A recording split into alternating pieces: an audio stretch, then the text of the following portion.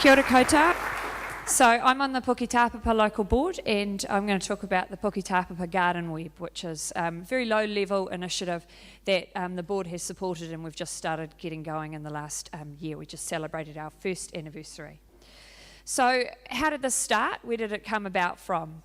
To start with, when I started thinking about community gardening, I thought the problem in our community would be access to land. And I was particularly concerned about how do we get people to access parkland, because there is a perception that parks are just sitting there, even though they're not. So how do we make those accessible for community gardens when that's going to be appropriate? What I found quite quickly when I joined a community garden group that was gardening on some church land was that actually in our community the problem wasn't so much access to land, because most of the gardens are on private land, church land, schools, that kind of thing. The problem was the groups, supporting the coordinators that Richard pointed out were really important, because otherwise this is what happens. I stole this picture off the internet, but this could have been the garden that I was a little bit involved with. We started out really well, there was a lot of passion and commitment, but we fell over because we didn't have a long-term coordinator, and what was needed was support for the group. So what I decided to do was to focus on setting up a network, the Puketapapa Garden Web, to support groups, to support people, to bring people into community gardening, to connect them with each other, to connect them with resources, to connect them with people like Richard as resources as well. So what did we do? We had our first get-together, just advertised it in the paper and stuff like that. People decided they wanted an email group and a postal list for those who didn't have email. We have 50% in our community who don't have access to the internet, so we set that up. People wanted a Facebook page, so we did that too. People wanted the local board to support the communication, so the local board, through our comms budget, does the flyers and the posters, and this is the most recent one. And we distribute those through local community facilities like the library, and in this case the library actually did a little display that went with our theme of gardening. It was quite a nice synchronicity there. I walked in with the flyers and it was already there, and I was like, great, can I put these up? And they said yes. So we use community facilities and networks a lot to get information out. And we also use the local paper, the Central Leader. This is an article in the Central Leader, and also a new community newspaper that's launched in our area called Really Roskell. I wrote a piece for them, sent them a paper, they put it on the front page, which was just great. So what have we done? Our first meeting, we put this map up on the wall and asked people to put red dots where they lived, orange dots where they go in our community, and then we also put the gardens on with the green and the purple dots. So what we effectively did there was we got people to talk about their bumping places, the orange dots, without actually being in the bumping places. And so how that's worked is now people have recognised, oh yeah, I do my shopping there too, I go to the library there, that kind of stuff. So they can connect and they can wave, or maybe even have a chat now, and recognise that, yeah, we do go to these places together. And we revisited that at the 1 year anniversary as well. What did they want to do as a group? The main thing they wanted to do was visit gardens. So that's mostly what we've done so far. This is the CCS Disability Action Garden, which is in Onehunga, just outside of our area. It's amazing. It's been there for 30 years in various incarnations, and it's a really wonderful example, and I encourage anybody to visit it. And you'll see a woman there in the purple top at the front, Andrea, and she'll show up a bit more later on. So the next place we visited was a garden in our own community. This is the Wintstone Road garden, and that's a pizza oven in the middle there. This garden is unfortunately one of the ones we've lost because the land's been sold, but that was a really good opportunity for people to see this is what's possible on some land that's waiting for another use, and this had grown in just 3 years, so it was a really good example. We got lots of local people along to that.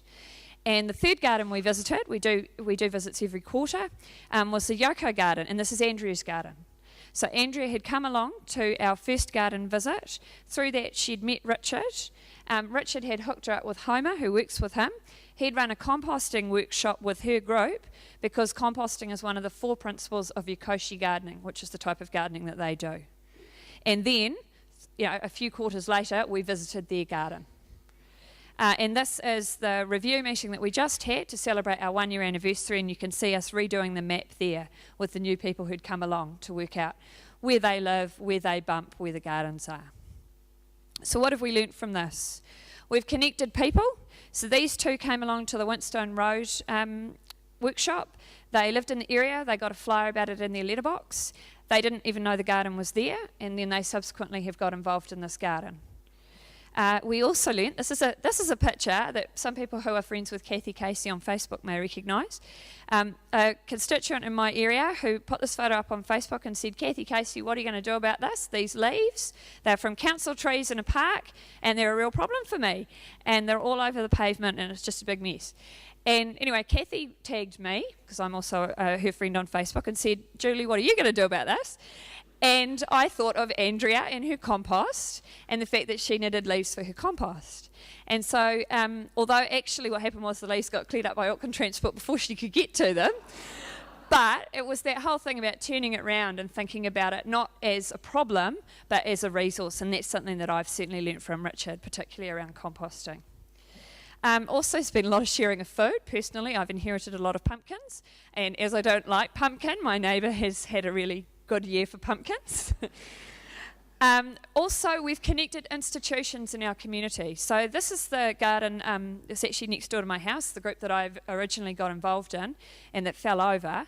We got the article in the paper that you saw earlier. Out of that, our community member came forward and said, I'd really like to coordinate that group.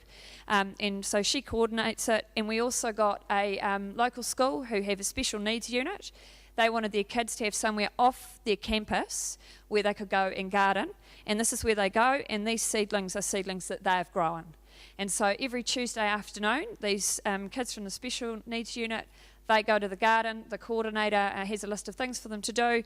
It's connected them with the church the land is on, and also the early years services hub that's based there. This is going to be a garden. It's made people think imaginatively about the spaces they can use for gardens. This is obviously a spare car park. And there's work going on now with refugee women about building planter boxes to put into that space. We've built groups, and that's been the key thing I've been really focused on, is how do we build groups. And we've also connected people directly with the land. So this is Charlie, Kate Sewell's daughter, who's eating a strawberry straight out of the ground at the Winstone Road Garden. And so again, it's about that connection with the land, that dynamic fit that Richard was talking about, encouraging people to think about those things. Land's not just something we drive over.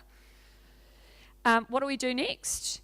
This year we're focused on getting connections to schools, so I'm doing a lot of work about contacting schools and getting them into the loop. And also I'd really like to identify someone from within the web itself, maybe a small group of people who can take it over and start running it, so it's not reliant on an elected member like myself or a council staff member, and that will make it truly community-led and sustainable. And finally, I sort of had to come up with a statement of what I've learnt, and I've learnt that community gardening grows many things, and not least, people, connections, neighbourhoods and communities. Thank you.